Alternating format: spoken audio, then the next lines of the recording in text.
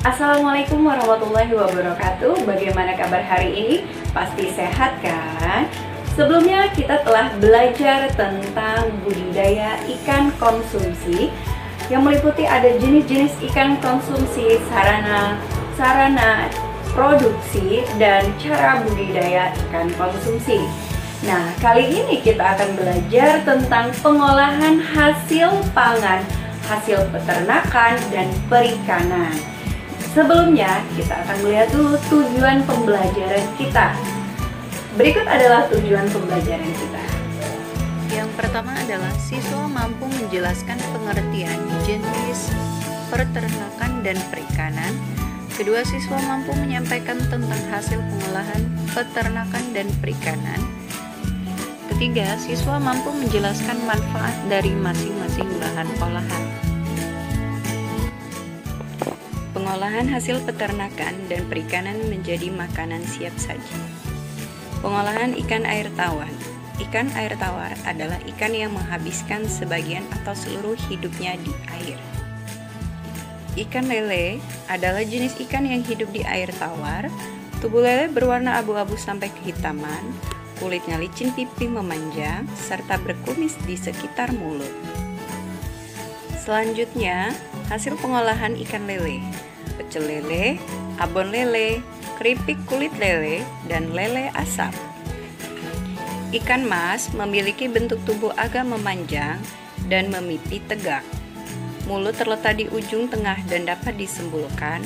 Hampir seluruh tubuh ikan ditutupi sisik. Hasil pengolahan ikan mas. Pepes ikan mas, pesmol ikan mas. Pengolahan ikan perairan payau. Perairan payau merupakan percampuran antara perairan tawar dan perairan laut seperti muara. Kadar garam dalam perairan berkisar 5-29 ppm. Ikan bandeng memiliki tubuh memanjang agak gepeng, berwarna hitam kehijauan dan keperakan. Hasil pengolahan ikan bandeng yaitu bandeng presto, oleh-oleh Kota Semarang. Ikan kakap.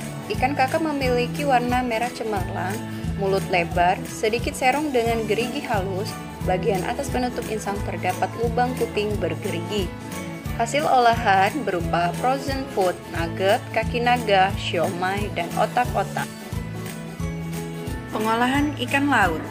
Ikan air laut adalah jenis ikan yang hidup di laut dengan salinitas 30 ppm. Kandungan gizi ikan laut sangatlah lengkap. Ikan tuna merupakan ikan perenang sekitar 77 km per jam. Ukuran tubuh berkisar antara 100-225 cm. Tubuh ikan tuna tertutup sisik berwarna biru tua dan agak gelap pada bagian atas tubuhnya. Sebagian besar memiliki sirip tambahan yang berwarna kuning pinggiran gelap. Selanjutnya, hasil pengolahan ikan tuna. Stik tuna, filet ikan. Ikan tenggiri memiliki tubuh panjang dan pipih, bersisi kecil dan tipis, dengan warna tubuh belang biru gelap, mulut besar dengan taring yang tajam dan hidup berkelompok. Selanjutnya, hasil pengolahan ikan tenggiri. Empek-empek, bakso, kerupuk ikan, dan siomay. Ikan kembung termasuk ikan kecil yang memiliki warna biru kehijauan di bagian atas dan warna putih kekuningan di bagian bawah. Sirip punggung berwarna abu-abu kekuningan, serta panjang maksimum ikan kembung yaitu 35 cm. Hasil pengolahan ikan kembung meliputi ikan balado dan ikan bumbu kuning. Selanjutnya udang. Udang memiliki banyak jenis, salah satunya udang jerbuk, udang tiger, udang flower, dan udang galah. Berikut hasil pengolahan udang. Udang saus tiram, udang crispy, udang balado, dan udang bumbu kuning. Selanjutnya adalah cumi-cumi. Cumi-cumi adalah kelompok hewan jenis moluska yang hidup di air laut. Cumi kaya akan kalsium dan protein serta rendah energi. Kandungan gizi cumi meliputi selenium, riboflavin, vitamin B12. Tinta pada cumi-cumi mencegah sel kanker. Berikut ini adalah cumi sotong atau yang disebut dengan cumi biasa. Cumi ini memiliki bentuk agak memanjang dan mengerucut pada ujungnya. Cumi ini memiliki 10 tentakel, 2 tentakel yang panjang, dan 8 tentakel yang pendek. Selain cumi sotong, terdapat juga cumi kerang atau disebut dengan cumi kadut. Cumi kerang hampir sama dengan cumi biasa, hanya saja lebih besar dan pipih. Warnanya agak gelap serta memiliki 8 tentakel yang sama. Cumi ini habitatnya di tepi pantai yang berkarang. Nah, perbedaan cumi sotong dan cumi kerang ada 10 tentakel dan cumi kadut atau kerang 8 tentakel. Selanjutnya adalah cumi blakuta. Cumi ini memiliki postur tubuh yang pendek melebar dan tulang punggung yang keras. Hasil pengolahan cumi-cumi: cumi masak hitam, cumi goreng, cumi tumis cabai hijau, cumi bakar, dan cumi saus asam manis. Selanjutnya rumput laut. Rumput laut merupakan alga makroskopik yang hidup di perairan layaknya alga. Rumput laut tidak memiliki akar, batang, dan daun sejati. Semua bagian rumput laut disebut talus. Rumput laut hidupnya menempel pada pasir, lumpur, kayu, dan juga karang. Hasil pengolahan rumput laut: agar-agar, tumis, rumput laut. Berikut ini adalah tabel kandungan gizi per 100 gram dari jenis-jenis ikan yang berbeda-beda. Contohnya ada lele, mas bawal bandeng, kembung, udang, di mana kandungan gizinya berbeda juga. Ada kalori, protein, lemak, kolesterol, serta zat besi. Selanjutnya daging. Daging ayam merupakan sumber protein kualitas tinggi dan memiliki kandungan lemak jenuh yang lebih rendah dibandingkan dengan hewan berkaki 4. Ayam juga kaya akan vitamin A dan B, serta beragam mineral seperti tembaga, zat besi, kalsium, fosfor, kalium, dan zinc. Selanjutnya adalah ayam kampung. Ayam kampung adalah ayam yang biasa dipelihara. Daging ayam kampung tidak berlemak seperti ayam broiler. Ayam kampung memiliki nutrisi yang lebih tinggi dibandingkan ayam broiler. Selanjutnya ayam broiler atau disebut dengan istilah leghorn.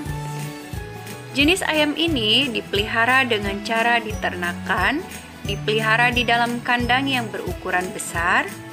Kandungan lemak pada ayam broiler atau leghorn adalah sangat banyak jika dibandingkan ayam kampung. Hasil pengolahan daging ayam yaitu ayam pedas manis, sop ayam, rendang ayam, dan perkedel ayam. Selanjutnya adalah daging sapi. Daging sapi berwarna merah dengan serat yang halus jika dibandingkan dengan daging kambing. Daging terbanyak pada sapi yaitu di bagian paha depan dan paha belakang. Selanjutnya daging kerbau. Daging kerbau memiliki warna merah gelap dengan tekstur serat yang lebih kasar. Kandungan lemak daging kerbau relatif rendah daripada daging sapi. Berikut ini adalah hasil pengolahan daging sapi dan kerbau. Ada rendang, semur, dendeng, abon, serta bakso. Daging kambing. Daging kambing lebih empuk jika dibandingkan dengan daging sapi dan daging kerbau. Serat dagingnya lebih halus dan mempunyai aroma yang khas jika dibandingkan sapi dan kerbau. Hasil pengolahan daging kambing yaitu sate kambing, sop kambing, dan masih banyak olahan lainnya. Selanjutnya adalah daging babi. Daging babi memiliki warna yang lebih pucat jika dibandingkan daging sapi, lebih mendekati ke daging ayam. Tekstur lemak daging babi elastis, sehingga mudah direnggangkan. Daging babi memiliki serat yang samar dan juga renggang. Berikut ini adalah olahan dari daging babi. Di antaranya ada babi panggang, ada sosis babi, dan ada juga sate babi. Kandungan nutrisi dari daging. Ada jenis daging ayam, sapi, kerbau, kambing, babi, di mana ada komposisi kandungan protein, lemak, kalsium, fosfor, besi, vitamin A, Si, vitamin B1 yang berbeda-beda. Selanjutnya telur. Telur dihasilkan dari hewan jenis unggas dan ikan yang berkembang biak dengan cara bertelur. Telur dapat dikonsumsi manusia dan mengandung nilai gizi yang tinggi. Telur ayam kampung. Ayam kampung biasanya bertelur jika diberi penjantan. Telur ayam kampung memiliki kualitas gizi yang baik dibandingkan telur ayam broiler. Ini disebabkan perbedaan nutrisi makanan yang dikonsumsi oleh telur ayam kampung. Selanjutnya adalah telur ayam broiler. Ayam broiler bertelur tanpa pejantan. Artinya ayam broiler bertelur menggunakan obat-obatan.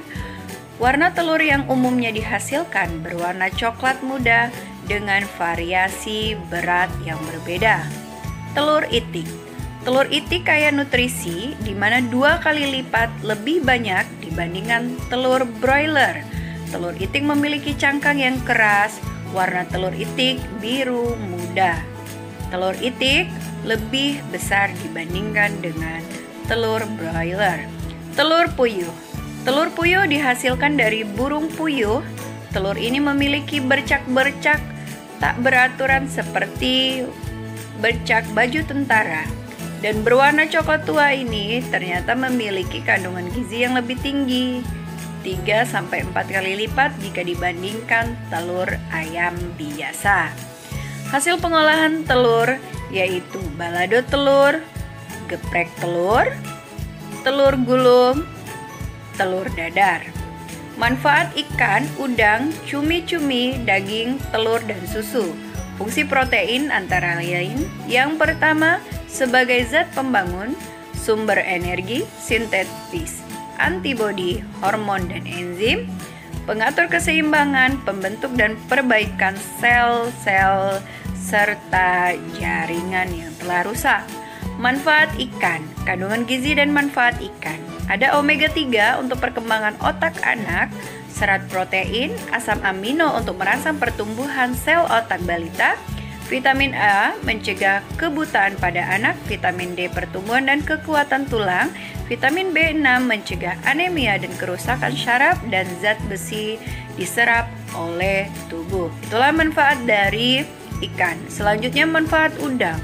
Udang adalah sumber lemak omega 3 yang sangat besar, mengandung banyak mineral, protein, dan unsur lain seperti vitamin B12, selenium, protein fosfor, zinc, kolin, vitamin A, vitamin E, vitamin B6. Manfaat cumi-cumi. Kandungan tinta pada cumi-cumi untuk mengoptimalkan sel darah putih sehingga tubuh secara otomatis mampu mencegah kuman berbahaya. Kandungan tembaganya yaitu untuk memetabolisme zat besi serta membantu proses pembentukan sel darah merah. Kandungan omega 3-nya dapat menurunkan kolesterol. Manfaat rumput laut. Kalsium mencegah pengeroposan tulang, vitamin C mencegah gejala kanker, serta pengontrolan berat badan. Nah, itu dia adalah manfaat cumi-cumi dan manfaat rumput laut. Selanjutnya manfaat susu yang meliputi ada kalsium pencegahan pengeroposan tulang, ada potasium pencegahan penyakit jantung, dan ada zat besi tembaga vitamin A untuk pertahanan kulit agar tetap bersinar, dan ada trosin membuat tidur nyenyak. Manfaat daging, vitamin B untuk kesehatan sistem syaraf, 9 asam amino esensial. Terus ada zat besi menghindarkan tubuh dari anemia, omega 3 membantu fungsi jantung, hati, syaraf pusat. Fungsi telur. Telur kaya akan vitamin, kalsium, dan fosfor, zat besi yang mudah dicerna oleh tubuh. Telur mengandung 80% kalori, karenanya dapat menambah berat badan. Putih telur mengandung riboflavin yang sangat diperlukan untuk fungsi sel normal serta pertumbuhan produksi energi. Manfaat telur puyuh. Protein tinggi dibandingkan ayam broiler. Vitamin A dan B2 lebih banyak dibandingkan ayam broiler. zat besi, fosfasium 5 kali lipat dibandingkan ayam broiler. Telur puyuh tidak mengandung kolesterol jahat. Sebaliknya malah mengandung kolesterol yang baik.